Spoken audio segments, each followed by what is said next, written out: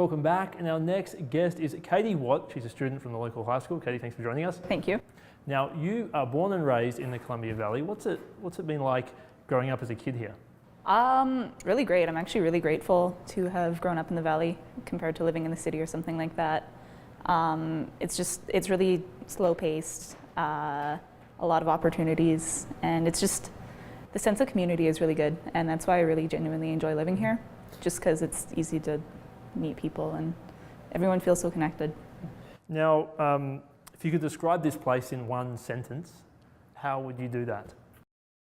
That's a good question. I would say a good sense of community. Yeah. And that's something that you've obviously got heavily involved in, You're a Windermere Lake ambassador. Yeah. What exactly does that entail?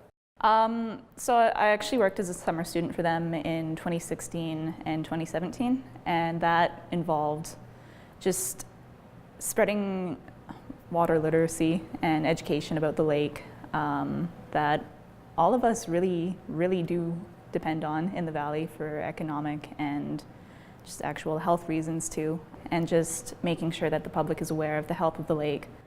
And then it also just involved smaller, more kind of simple outreach things, like just handing out pamphlets about invasive species, or boater guides and maps and things like that. So has that role given you more of an interest in the environment? Yeah, it definitely has. Yeah. And you're also a freelancer for the Columbia Valley Pioneer. What has that experience been like for you? That actually I didn't plan for that to happen. It just kind of happened. I actually started when I was 15. There was a soccer tournament in town, and I got a lot of really good pictures, so I sent them in to the paper, and they said, yeah, we'd love to have you take more photos for us just as volunteer work. And it was funny because I'd only communicated with them through email, so when I said, oh, I can't do this job because I don't have a car, they were kind of disappointed because they thought I was in my 20s or something. But then, yeah, they found out I was 15. And then from there, it's just kind of grown to me getting paid and writing articles for them. And you have lots of photos on display. You have a photographic website. Yeah. When did that become a passion for you, photography and art?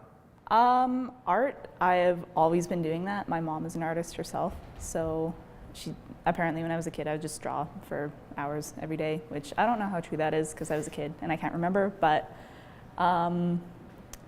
yeah, art has always been a big thing, and then it turned into photography probably when I was 12, and my best friend's mom is a professional photographer in the Valley, Tracy Connery, and she kind of helped me a lot and taught me composition techniques and just editing techniques and things like that. And your photos are fantastic, by the way. I just want to say that. Now, you're in an area where it's sometimes hard to take a bad photo with all the scenery around you. Has that kind of been one of the things that has really maybe continued your development as a photographer, living in this area?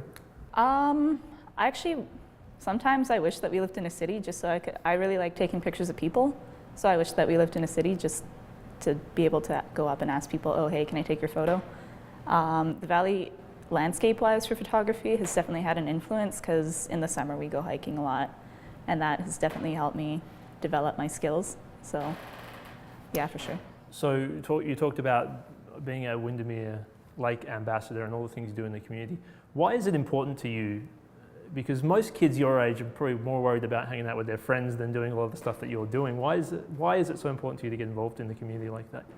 Because if you feel that something should happen, it's not enough just to feel it. I think you have to act on it. And I've always been really passionate about the environment and just having other people be passionate about art too. And just, you have to do it. You can't just think, oh, hey, I want others to enjoy that and then do nothing about it. It's the actual fact of getting the ball rolling and doing the action and seeing it happen that matters. Now, you're at the end of your secondary schooling life. Yeah. What does the future hold for you? What are your plans? I would really like to do something that involves science and climate change and hopefully tie art into that somehow. But honestly, I don't know, I found that just, like if I look back 4 years, I would not expect myself to be doing this today. So trying to look ahead 4 years, it's just, I can't really say where I'll be, but I hope it involves something in science. Do you remember what it was that kind of set you on this path? I don't know. My mom has always been really encouraging, but I don't know. It's always felt, I've just always felt the need to get stuff done. So are you talking about maybe a potential future career in politics? See, that's what my brother wants to do. And I have actually helped. My friend ran for, he was the local Green Party candidate, and I helped him a lot with his campaign. And I thought that was interesting.